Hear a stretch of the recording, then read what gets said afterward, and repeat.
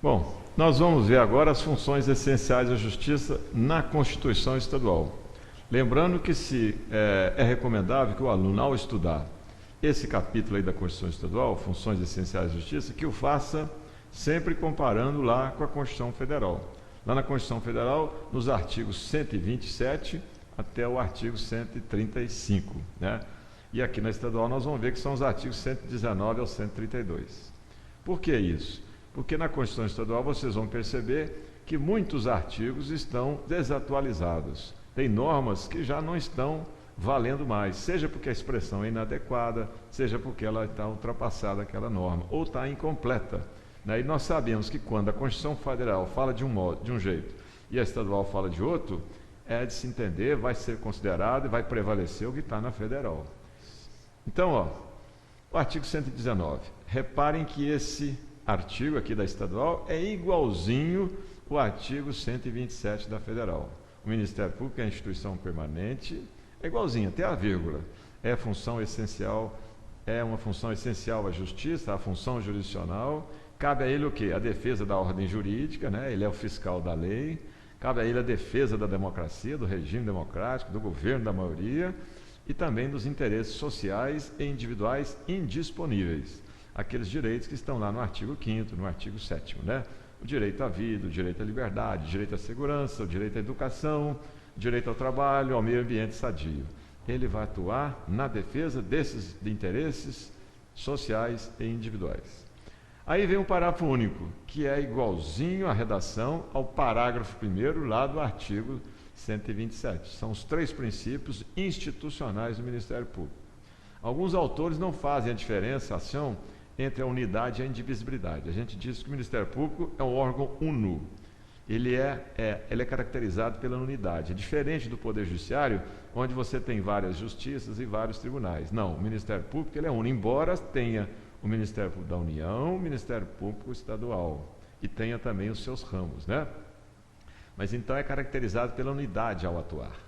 A indivisibilidade, nós dizemos que o Ministério Público, quando está atuando, quando um promotor de justiça está lá numa ação penal ou numa ação civil pública e porventura ele tem que se afastar porque entrou de licença, ou porque tirou férias, ou foi promovido, ou se aposentou, aquele que vier para o lugar dele não importa quem seja.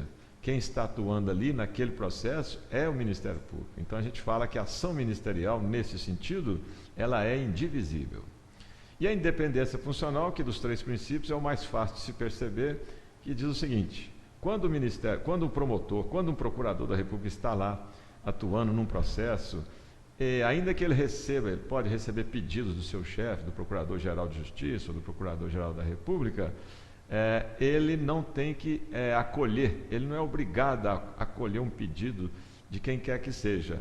No exercício da função dele, ele tem absoluta independência, ele só presta conta de seus atos à Constituição, à sua consciência e aos valores morais que ele defende. Então a dependência funcional é o outro princípio. Agora vem o artigo 120, que é um artigo, vocês vão reparar, que eu recomendo, escrevam do lado, ver artigo 129 da Constituição Federal. Você então deve estudar esse artigo aí, porque ele é igualzinho que está lá na Constituição Federal, exceto por um inciso que nós vamos observar. Então, quais são as funções que o Ministério Público exerce? A primeira, que vocês conhecem, nós já falamos lá na Federal, e essa função em que o Ministério Público é historicamente mais conhecido por exercê-la.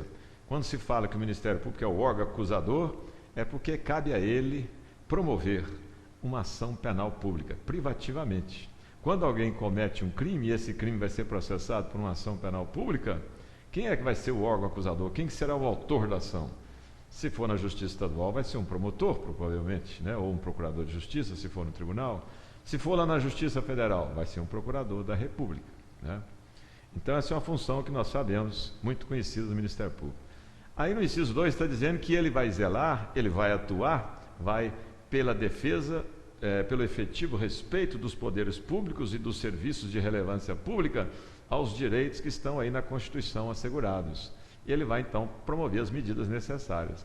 Então, se a Constituição diz lá que a educação é um direito de todos e a Prefeitura não está assegurando vaga, por exemplo, para o ensino fundamental, ora, o Ministério Público vai atuar para que, usando as medidas que ele tem, né, dos instrumentos que ele dispõe, para que esses direitos que estão consagrados lá na Constituição, assegurados, sejam observados, sejam obedecidos e cumpridos pelo poder público, municipal, por exemplo, né?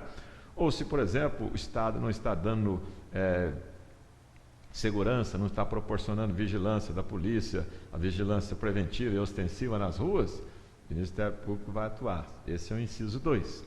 O inciso 3, inquérito civil e ação civil pública, ele vai promover para o quê? Quando o meio ambiente, o patrimônio público e social e outros interesses difusos e coletivos, de certa forma, estão sendo violados.